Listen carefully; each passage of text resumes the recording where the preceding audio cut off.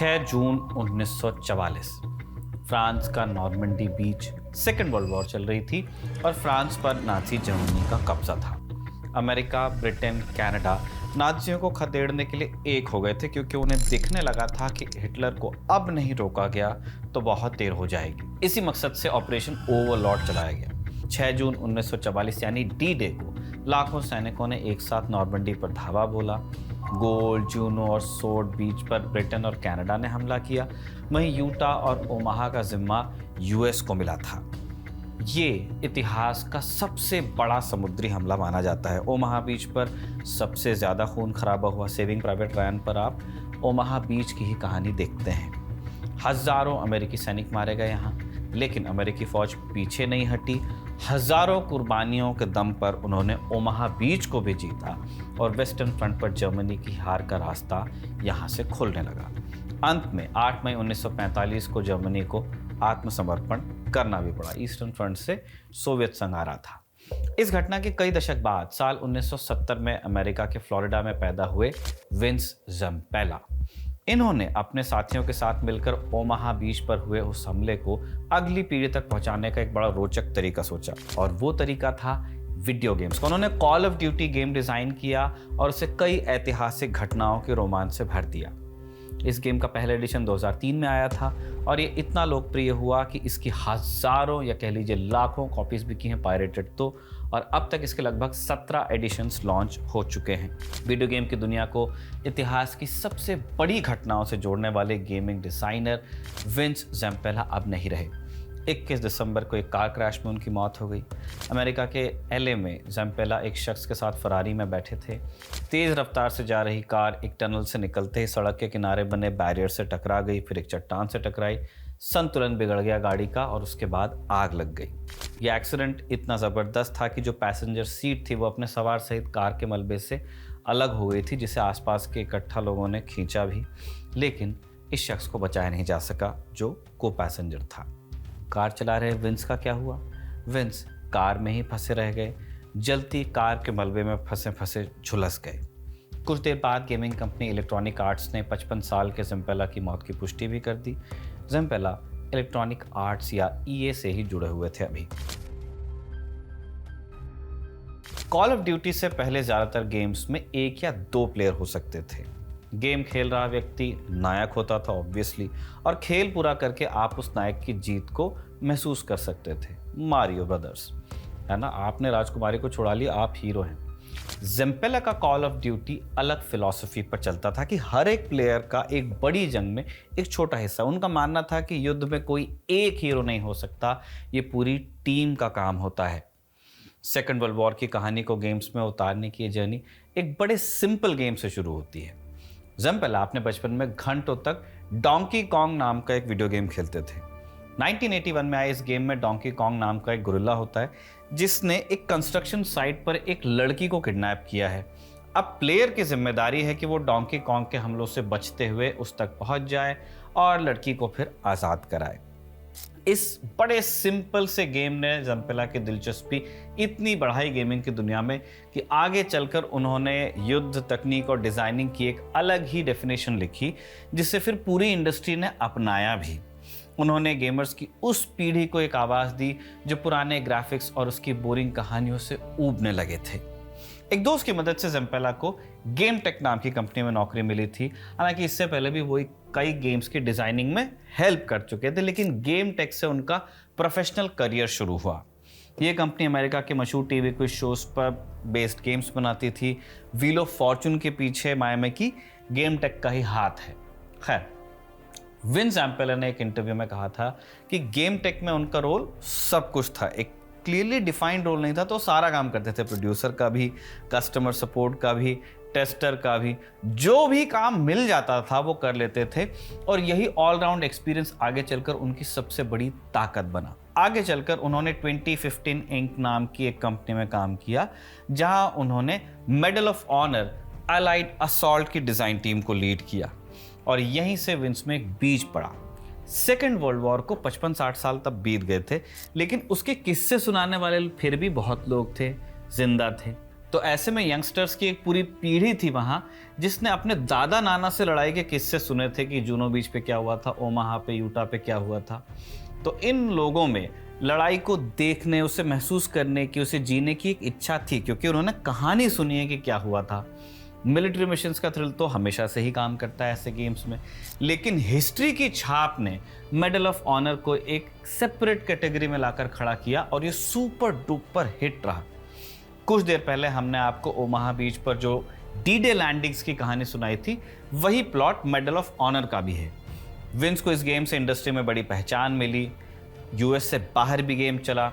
15-20 साल पीछे जाएंगे आप और इंडिया में किसी ऐसे कंप्यूटर वाले के पास पहुंचे जिसमें कोई हैवी गेम खेला जा रहा हो, ग्राफिक कार्ड चलता था उस टाइम, अभी भी चलता है लेकिन तब बहुत कम लोगों के पास होता था, तो बड़ी संभावना थी कि वो गेम मेडल ऑफ ऑनर ही होता। एक फर्स्ट पर्सन शूटिंग गेम था।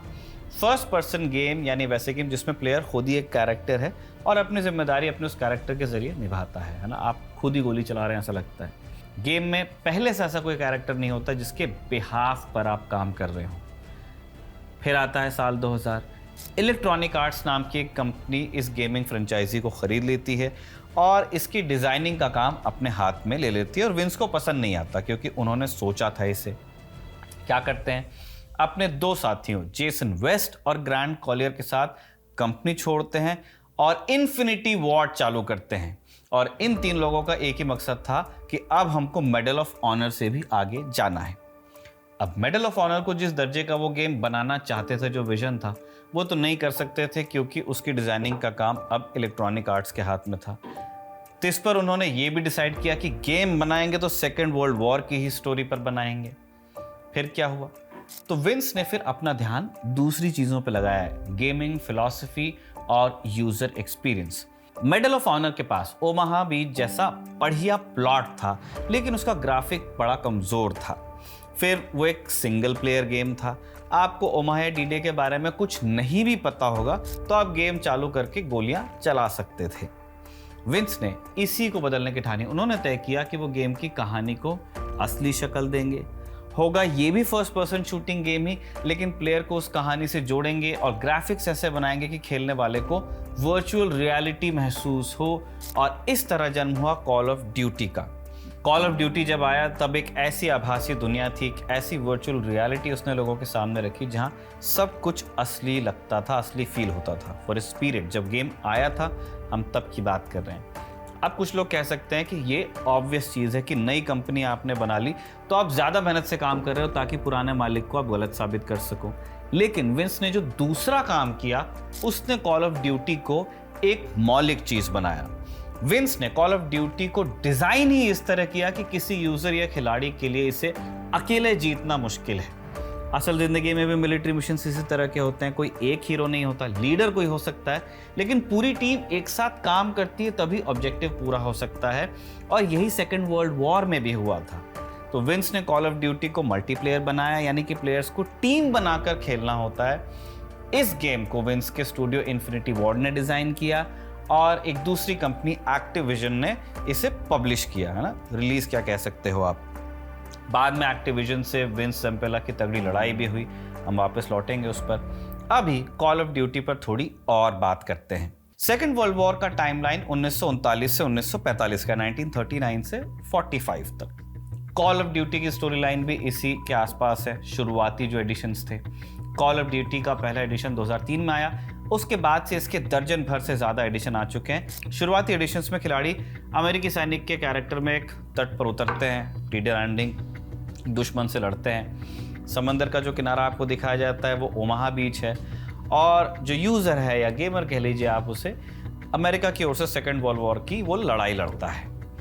कॉल ऑफ ड्यूटी और कॉल ऑफ ड्यूटी क्लासिक के 19वें मिशन का नाम है पैवलोव्स हाउस। अभी तक हम वेस्टर्न फ्रंट की बात कर रहे थे, आइए ईस्टर्न फ्रंट पे चलिए। दुश्मन सैनिकों से एक घर को बचाने का मिशन है। ये लड़ाई लड़ी जाती है स्टालिनग्राद की सड़कों पर। सेकेंड वर्ल्ड वॉर की कहानी बिना स्टालिनग्राद के पूरी नहीं हो सकती है ना। ईस्टर्न फ्रंट पे भी बहुत कुछ हुआ था। अपने वक्त की सबसे खूनी लड़ाई थी, सबसे निर्णायक लड़ाई भी थी। पहली बार हिटलर ने हार का स्वाद यहीं चखा था ईस्टर्न फ्रंट पे। नाजी जर्मनी और उसके सहयोगियों ने सोवियत संघ के स्टालिनग्राद पर कब्जा करने की कोशिश की थी, सीज है ना, घेरा डाला। सोवियत सेना ने शहर की सड़कों पर भीषण लड़ाई लड़ी और अंत में जर्मन सैनिकों को आत्मसमर्पण के लिए मजबूर होना पड़ा और इस घटना ने ईस्टर्न फ्रंट पर युद्ध का रुख मोड़ा और मित्र राष्ट्रों के पक्ष में फिर लड़ाई जाती गई। फिर वो वेस्टर्न फ्रंट पे हारते हैं डी-डे में। सेकेंड वर्ल्ड वॉर का एक और मोर्चा था एशिया पैसिफिक में, है ना, प्रशांत महासागर के, साउथ ईस्ट एशिया के कुछ इलाके हैं, ओशियानिया के हैं द्वीपों पर, तो ये पैसिफिक थिएटर कहलाता था। और इस लड़ाई की शुरुआत 1941 में पर्ल हार्बर पर जापानी हमले के साथ हुई थी। इन लड़ाइयों को call of duty world at war और कॉल ऑफ ड्यूटी वैनगार्ड में दिखाया गया है और इससे उस समय की युद्ध रणनीतियों का आपको कुछ पता चल सकता है। तो खेल ही बैटल ऑफ पिलीलू और बैटल ऑफ ओकिनावा इस पैसिफिक वॉर की अहम घटनाएं थी। दोनों ही जंगों में अमेरिकी सैनिक शामिल थे। छोटे छोटे द्वीपों पर लड़ाई हुई। पहले यूएस नेवी और उस समय जो आर्मी एयरफोर्स थी, आर्मी का हिस्सा थी वहाँ की एयरफोर्स, बाकी जगहों की तरह ही, तो हवाई जहाज़ बमबारी करते थे और फिर मरीन्स नावों से वहाँ जाते थे बीचेस पर और फिर हमला करते थे। जापानी लड़ते थे लेकिन फिर अंततः घिर जाते थे और जब कोई रास्ता नहीं बचता था तो अपने बचाव में बंजाई अटैक करते थे। पूरी ताकत से एक साथ दुश्मन पर धावा बोलते थे अपनी तलवारें वगैरह निकाल करके। कई मामलों में ये अंतिम प्रयास होता था और सुसाइडल होता था क्योंकि मृत्यु ही होती थी। मकसद क्या है? एक मैसेज देकर के जाना कि हम सरेंडर नहीं करेंगे। फिर कई आइलैंड्स पे हुआ, इवोजिमा पे हुआ, बाकी जगह पे हुआ कि जो जापानी सैनिक थे वो गुफाओं में छुपे कंक्रीट बंकर्स में और गोलियों से उन पर कोई असर नहीं होता था, ना शेलिंग से। तब फ्लेम थ्रोअर्स का इस्तेमाल होता था, है ना, आग बरसाई जाती थी बंकर्स के अंदर, टनल्स के अंदर। कॉल ऑफ ड्यूटी में बैटल ऑफ पिलीलू और बैटल ऑफ ओकिनावा इस नाम से दो मिशंस हैं जो बिल्कुल इन्हीं तरीकों से पूरे होते हैं। Call of duty world at war में सेकेंड वर्ल्ड वॉर का एक ऐसा दृश्य भी है जिसे पूरी दुनिया जानती है ना। 2 मई 1945 जर्मनी के बर्लिन में सोवियत संघ की जो फौज थी, रेड आर्मी, वो जीत गई, शहर में फौज घुस गई और इसके बाद उन्होंने नाजी जर्मनी की जो पार्लियामेंट होती थी, राइक्सटाग, उसकी छत पर अपना झंडा फहराया था। ऐतिहासिक क्षण था, सोवियत संघ की जीत और नाजीवाद के पतन का प्रतीक है। आज भी बड़ी आइकॉनिक पिक्चर है, येवगेनी खाल्दे ने कैप्चर किए थे इसे, जो raising a flag over the Reichstag नाम से अमर है वो पिक्चर। गेम में भी ठीक ऐसा दिखाया जाता है, हालांकि गेम में जिन्हें बैटल ऑफ बर्लिन का हीरो बताया गया है वो है काल्पनिक। कॉल ऑफ ड्यूटी के वर्ल्ड वॉर 2 एडिशन में बैटल ऑफ द बल्ज के रियल इवेंट से भी प्रेरणा ली गई है। 16 दिसंबर 1944 से 25 जनवरी 1945 तक लड़ी गई एक बड़ी लड़ाई थी जो एडोल्फ हिटलर का पश्चिमी मोर्चे पर आखिरी बड़ा हमला माना जाता है। शुरुआत में अमेरिकी फौज यहाँ घिर गई थी, बैंड ऑफ ब्रदर्स में जो कहानी आपको दिखाई गई है, लेकिन अंततः अमेरिकी जर्मन घेरा तोड़ने में कामयाब रहे थे और इस जंग में भी जर्मन फौज की बड़ी हार हुई थी। ऐसी कितनी ही असल कहानियां हैं जिसे विन ज़ेम्पेला ने गेम की शक्ल दी और गेमर्स को उस युद्ध का आभास करवाया जो वो असल जिंदगी में भले न लड़ पाए हों, लेकिन वर्चुअल दुनिया में वो किसी जंग के हीरो बनना चाहते हैं। सेकेंड वर्ल्ड वॉर के अलावा जितनी और लड़ाइयाँ यूएस ने लड़ी हैं, जिसमें गल्फ वॉर आ जाता है, जिसके अंदर अफगानिस्तान में उनका कैंपेन आ जाता है, वॉर ऑन टेरर, इराक में जो लड़ाई हुई वो, ये सब भी आपको कॉल ऑफ ड्यूटी के अलग अलग एडिशंस में देखने को मिल जाएंगे। आज मार्केट में जितने भी multiplayer first person shooter games हैं, पबजी वगैरह, उन सब में कहीं ना कहीं कॉल ऑफ ड्यूटी के अंश आपको दिख जाएंगे। जिस एक्टिविजन कंपनी ने कॉल ऑफ ड्यूटी के शुरुआती एडिशन को पब्लिश किया था, उसने मॉडर्न वॉरफेयर 2 की सफल रिलीज के सिर्फ 2 महीनों बाद यानी 2010 के आसपास ज़ेम्पेला और उनके साथी जेसन वेस्ट को कंपनी से निकाल भी दिया था। दरअसल ज़ेम्पेला का studio Infinity Ward Call of Duty को डिजाइन करता था, लेकिन एक्टिविजन के साथ उनका एम्प्लॉयमेंट कॉन्ट्रैक्ट था, यानी वो वहां से भी पैसे लेते थे। एक्टिविजन ने ज़ेम्पेला और वेस्ट को $36 मिलियन का बोनस और रॉयल्टी देने से इनकार कर दिया। फिर दोनों ने कंपनी को कोर्ट में घसीटा, केस कई साल चला। दोनों ने पहले $36 मिलियन का हर्जाना मांगा, लेकिन फैसले में देरी हुई तो उन्होंने इसे बढ़ाकर $1 बिलियन कर दिया। फिर दूसरे एम्प्लॉइज भी इसमें शामिल हुए और अंत में एक्टिविजन को हार माननी पड़ी। 2012 में एक्टिविजन ने दूसरे कर्मचारियों को $42 मिलियन का हर्जाना दिया और उसी साल ज़ेम्पेला और वेस्ट के साथ भी एक समझौता किया। इनको कितने पैसे दिए ये नहीं बताया कभी। ज़ेम्पेला और वेस्ट ने 2010 में ही रिस्पॉन एंटरटेनमेंट नाम से भी एक कंपनी बनाई थी। बाद में अपने गेम्स को पब्लिश करने के लिए उन्होंने इलेक्ट्रॉनिक आर्ट्स के साथ कॉन्ट्रैक्ट किया, जो एक बड़ी गेमिंग कंपनी है। बड़ी तो है ही, और इलेक्ट्रॉनिक आर्ट्स वो कंपनी भी थी जिसने मेडल ऑफ ऑनर की डिज़ाइनिंग का काम अपने हाथों में लिया था, और इसी के चलते विंस ने 2015 इंक से नौकरी छोड़ी थी। खैर, ज़ेम्पेला ने कई और गेम्स भी बनाए, जिनमें से एपेक्स लेजेंड्स हैं, स्टार वॉर्स है, बैटलफील्ड 6 है। तो ये था हमारा एक छोटा सा प्रयास ज़ेम्पेला की लाइफ से, उनके काम से आपको रूबरू कराने का। रवि सुमन ने रिसर्च की थी इस वीडियो के लिए, आलेख उन्हीं का था, और आनंद ने इस वीडियो को रिकॉर्ड किया था। आप देखते रहिए खबरगांव।